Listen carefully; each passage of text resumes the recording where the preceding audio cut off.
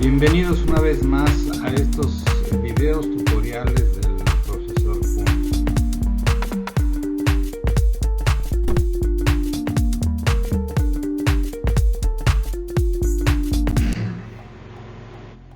El análisis de contenido en un sentido amplio es una técnica de interpretación de textos, ya sean escritos, grabados, pintados, filmados, u otra forma diferente donde pueden existir toda clase de registros de datos, transcripción de entrevistas, discursos, protocolos de observación, documentos, videos, etc.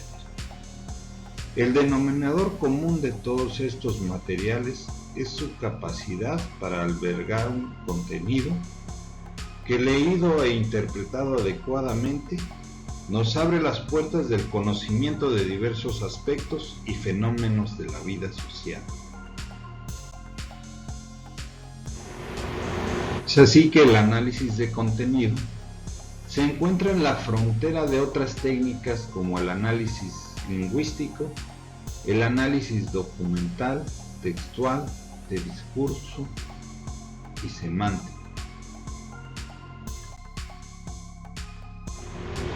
Esencialmente, el análisis lingüístico, siguiendo a Bardeen, intenta descubrir las reglas de funcionamiento de la lengua, mientras que el análisis de contenido trabaja sobre la práctica de la lengua. Utilizando la metáfora de F. de Saussure, el análisis lingüístico no pretende saber lo que significa una parte, sino describir cuáles son las reglas que hacen posible cualquier parte. El análisis lingüístico establece el manual del juego de la lengua, y el análisis de contenido, con la ayuda de las partes observables, trata, por ejemplo, de comprender a los jugadores o el ambiente de juego en un momento dado. Contrariamente, el análisis lingüístico, que solo ocupa de las formas y su distribución, el analista de contenido tiene en cuenta fundamentalmente las significaciones latentes y profundas. Por último, la lingüística estudia la lengua para descubrir su funcionamiento. El análisis de contenido trata de saber lo que hay detrás de las palabras. Se puede definir el análisis documental como la operación o conjunto de operaciones tendientes a representar el contenido de un documento bajo una forma diferente de la suya original, a fin de facilitar su consulta o la localización en un estudio ulterior. Se diferencia esencialmente del análisis de contenido en que el documentalista actúa fundamentalmente sobre los documentos, mientras el analista de contenido actúa sobre los mensajes comunicativos. El análisis documental se hace principalmente por clasificación e indexación temática. El análisis de categoría temático es una entre varias técnicas de análisis de contenido. Por último, el objetivo del análisis documental es la representación condensada de la información para su almacenamiento y consulta, mientras que el análisis de contenido trata de establecer inferencias o explicaciones en la realidad a través de los mensajes comunicativos. La primera diferencia de análisis de contenido y textual se basa fundamentalmente en que el análisis de contenido se puede realizar también a través de observaciones no textuales. Por lo tanto, las técnicas de análisis de contenido pueden abarcar tanto análisis textuales como no textuales. Además, cuando nos estamos refiriendo al análisis de contenido de texto y en general de cualquier tipo de expresión, A lo que se está aludiendo en realidad, de forma un tanto paradójica, no es el texto mismo, sino algo que estaría localizado fuera de él y que se definiría y revelaría como su sentido. El análisis de discurso hace referencia fundamentalmente al acto conversacional y a los procesos estructurales de interacción que en él se producen. Tienen en común con el análisis contenido la búsqueda última del sentido del texto, pero se aleja de él en que el análisis de discurso suele acompañarse de ciertos enfoques técnicos de nivel interpretativos, en la que cualquier interposición, como la representada por la estricta metodología analítica del análisis de contenido, corre el riesgo de ser considerada más como un estorbo que como una ayuda. Evidentemente, un marco interpretativo psicoanalítico suele resultar altamente refractario a la mayor parte de las metodologías de análisis de contenido disponibles. La semántica actual también se ocupa del significado de los textos tal como lo hace el análisis de contenido, pero se diferencia de este en su unidad última del análisis del signo. A través de estos signos, la semiótica pretende fundamentalmente la construcción del texto más que su análisis y adopta todo un aparato descriptivo, interpretativo de las acciones de los sujetos. Todo proyecto o plan de investigación mediante la técnica del análisis de contenido ha de distinguir varios elementos o pasos diferentes en su proceso. Primero, determinar el objeto o tema de análisis. Segundo, determinar las reglas de codificación. Tercero, determinar el sistema de categorías. Cuarto, comprobar la fiabilidad del sistema de codificación, categorización. Y por último, quinto, las inferencias. Vamos a ver cada uno de estos pasos a continuación. Determinar cuál es el tema o el objeto de análisis significa preguntarse por las siguientes cuestiones: ¿qué se quiere investigar? ¿Qué bibliografía o conocimientos previos existen? ¿Qué teoría o marco teórico encaja? ¿Qué texto o textos se van a utilizar? Y por último, ¿cuál es la unidad de análisis que se va a utilizar? En investigación social, preguntarse por el qué es tanto como preguntarse por cuál es el problema a investigar. Bunge define el concepto de problema como una dificultad que no puede resolverse automáticamente, sino que se requiere una investigación conceptual o empírica. En el caso de investigación mediante la técnica de análisis de contenido, se dan los dos tipos de casos de investigación.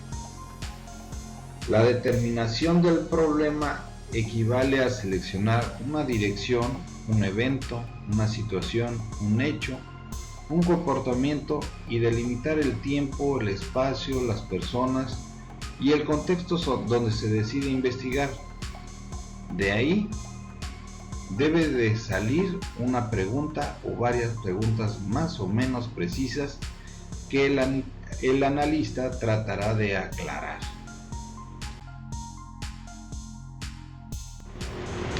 Las unidades de muestreo son aquellas porciones del universo observado que serán analizadas. En el análisis de contenido El muestreo que se aplica no se distingue sustancialmente del que se utiliza en otras técnicas de investigación. Así es, para la selección de la muestra se pueden utilizar muestreos probabilísticos, opináticos, estratégicos y teóricos, o combinaciones de varios de ellos. La primera sería la unidad de registro, que puede considerarse como parte de la unidad de muestreo que es posible analizar de forma aislada. Hostel define una unidad de registro como el segmento específico de contenido que caracteriza al situarlo en una categoría dada. Para otros autores, las unidades de registro en un texto pueden ser palabras, temas, caracteres, párrafos, conceptos, símbolos semánticos, metáforas, figuras, etc. Y el segundo sería la unidad de contexto, que es la porción de la unidad de muestreo que tiene que ser examinada para poder caracterizar una unidad de registro. Así se trata de una comunicación escrita, es el pasaje donde se encuentra la unidad de registro. La unidad de contexto puede ser una porción de la comunicación más extensa que la unidad de registro, pero no siempre es así. A veces la unidad de contexto y la de registro pueden coincidir. Lo que no ocurre nunca es que la unidad de contexto sea una porción material más corta que la unidad de registro.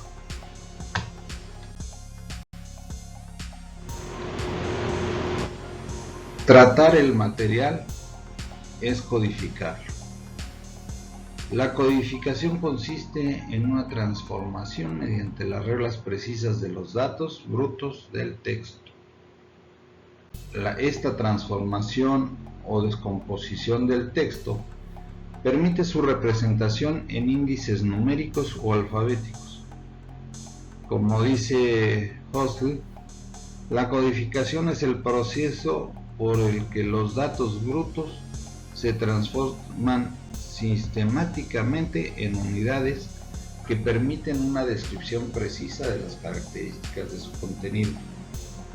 Siguiendo a Bardeen, la enumeración y reglas de recuento son las siguientes: presencia, frecuencia ponderada, intensidad, dirección, orden y contingencia.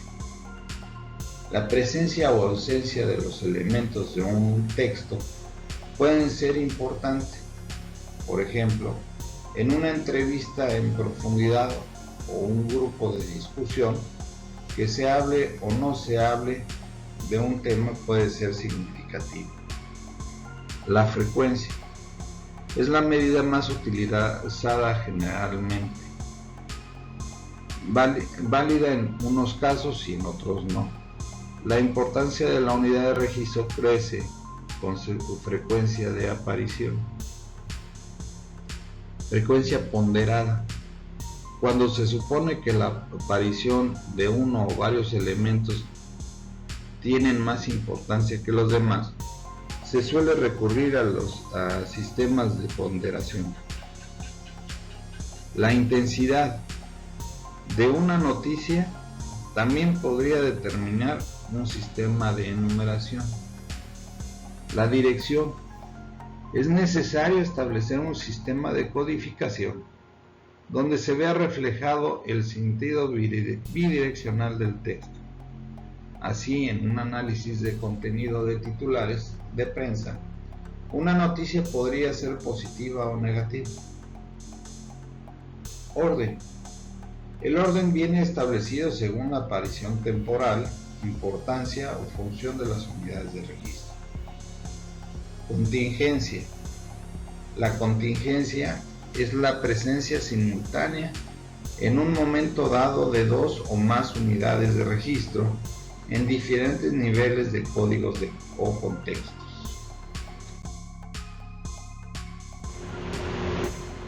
La categorización según Bardeen es una operación de clasificación de elementos constituidos de un conjunto por diferenciación, tras la agrupación por analogía a partir de criterios previamente definidos. El criterio de clasificación puede ser de categorías temáticas, por ejemplo, recoger el análisis de prensa de los principales periódicos del país, todos los titulares cuyo significado tengan que ver con la corrupción o el escándalo político, o todos los contenidos que puedan agrupar bajo la denominación terrorismo. Clasificar los elementos en categorías impone buscar lo que cada uno de ellos tiene en común con los otros. Lo que permite este agrupamiento es la parte que tienen en común entre sí, pero es posible que diferentes criterios insistan en otros aspectos por analogía, modificando quizás considerablemente la distribución anterior. La categorización es un proceso de tipo estructurado que comporta dos etapas.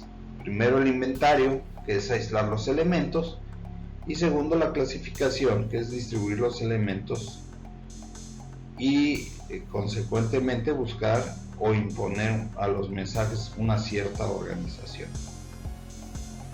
La categorización debe llevarse a cabo respetando una serie de reglas básicas.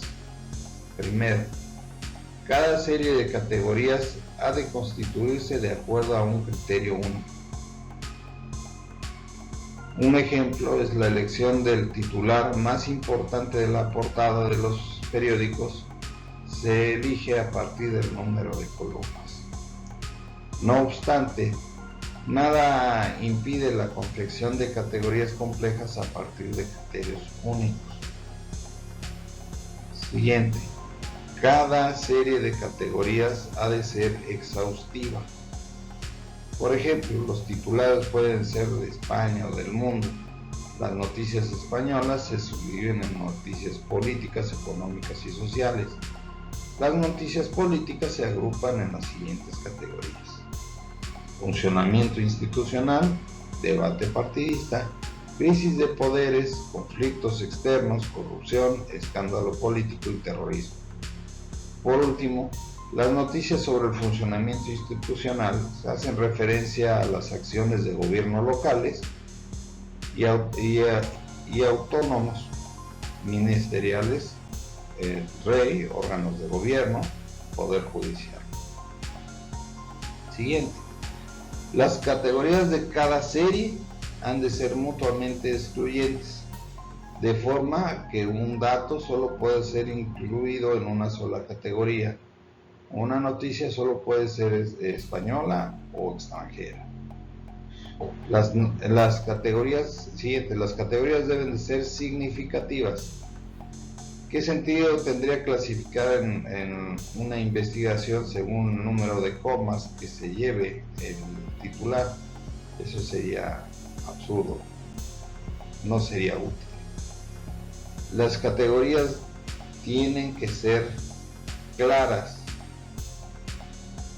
El analista, siguiendo su propio sistema de clasificación, no puede dudar dónde debe de incluir el titular, por lo tanto, no deben de existir ambigüedades. Siguiente, deben ser replicables. Cualquier otro investigador tiene que ser capaz de realizar la distribución de los titulares según el plan de categorización propuesto por los investigadores. Y por último, las categorías también se diferencian según los niveles de análisis posteriores. Las categorías son nominales cuando su única función es clasificar. La importancia de la fiabilidad procede de la seguridad de ofrecer que los datos han sido obtenidos con independencia del suceso, instrumento o persona que los mide. Por definición, los datos fiables son aquellos que permanecen constante en todas las variaciones del proceso analítico. Los datos sobre la fiabilidad exigen dos codificaciones, como mínimo, según Kripkeldorff, describan de forma independiente un conjunto posiblemente amplio de unidades de registro en los términos de un lenguaje común, por ejemplo, un esquema de clasificación de códigos y categorías. La fiabilidad se expresa como una función del acuerdo alcanzado entre los codificadores sobre la asignación de las unidades a las diversas categorías. Si dicho acuerdo es total para todas las unidades, está garantizada la fiabilidad. Por el contrario, si no es mayor que el correspondiente al azar, la fiabilidad es nula. Inferir es explicar. Es en definitiva deducir lo que hay en un texto. El analista de contenido busca algunas conclusiones o extrae inferencias, explicaciones contenidas explícitas o implícitas en el propio texto. Pero surge una pregunta: ¿cómo se puede llegar a estas inferencias? Según Bardeen, existen tres elementos básicos en el proceso intelectual: las variables de inferencia, el material analizado y la explicación analítica. Así, la variable de incidencia podría ser estereotipos del hombre y de la mujer, el material analizado, libros para niños, y la interpretación explicativa, actitudes machistas en la literatura para niños. Las inferencias sociológicas que se pueden extraer de un texto son innumerables según Kripkeldorff. Estas pueden ser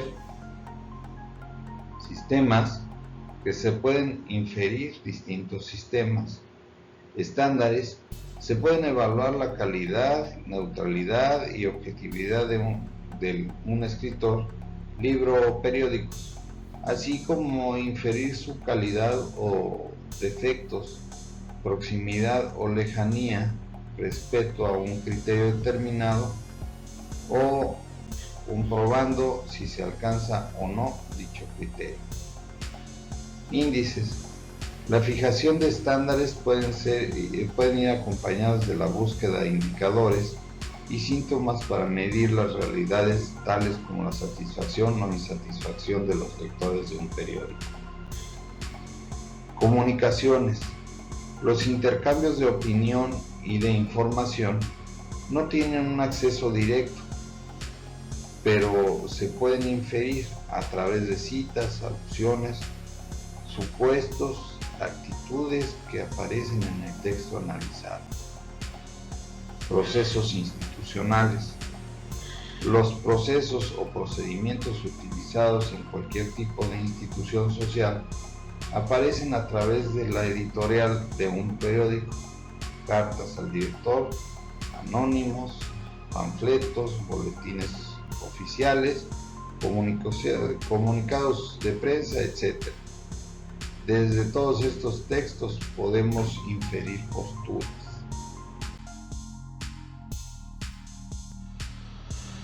Por último, no quisiera pasar por alto, estos son los libros de donde tomé la información para realizar el presente trabajo.